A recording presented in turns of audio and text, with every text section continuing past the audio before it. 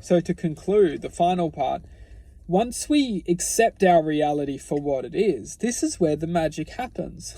The ultimate divine magic is we get to start to, once we accept our reality for what it is, and a lot of us don't even need to think about, oh, is it all set? Is it all mapped out? Is it all, we don't even, I'm just going the next level of maybe bringing an infinite possibility into this realm of existence is, but what we do is we actually then become the true expression of our divine self. And when we can bring the true expression of the divine self, that is when the magic happens, is because we can ultimately express infinite possibilities within this reality. Does that necessarily mean that this was destined? And I would counter, no. Why is the most beautiful thing we can ever ask ourselves is because when we accept our path and when we walk our path and when we acknowledge our path and we accept our path, we learn how to control our path. Once we learn how to control the path, we get to become the infinite possibility within the path we're walking. And this is the ultimate divine magic, is that when we acknowledge that the path of which we're walking on is true, we start to acknowledge that the expression of the higher self, or the expression of life itself, has the potential to bring infinite possibilities on the path we're walking. Which means we get to express the truth of our nature. We get to express the truth of our existence within infinite possibility.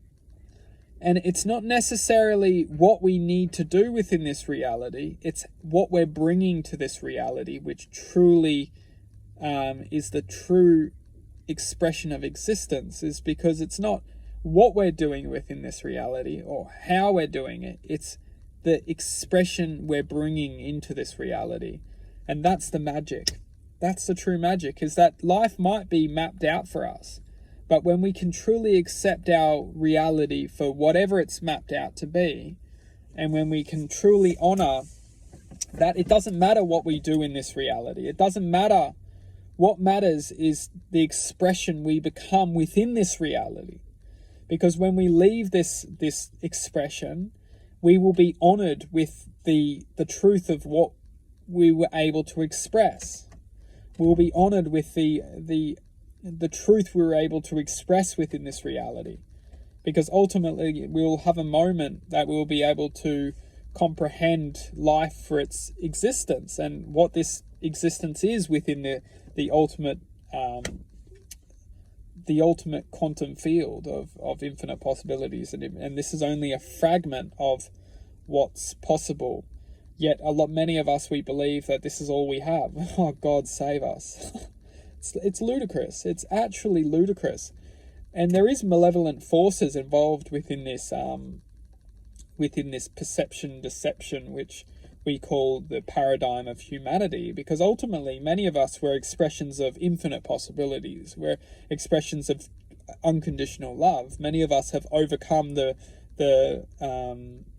conditioning of the human being. But those who haven't overcome the conditioning of the human being, we're very suppressed within our emotional vortex of quantum mechanics. Literally, we're suppressed within our emotional vortex of quantum mechanics.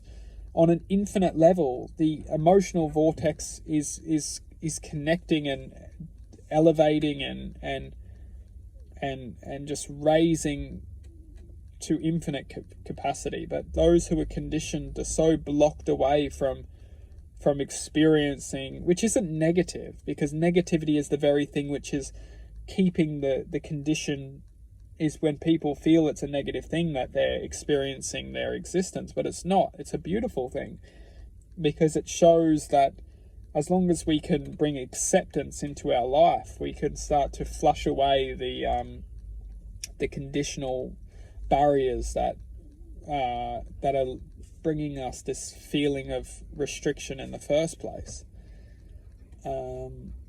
Yeah.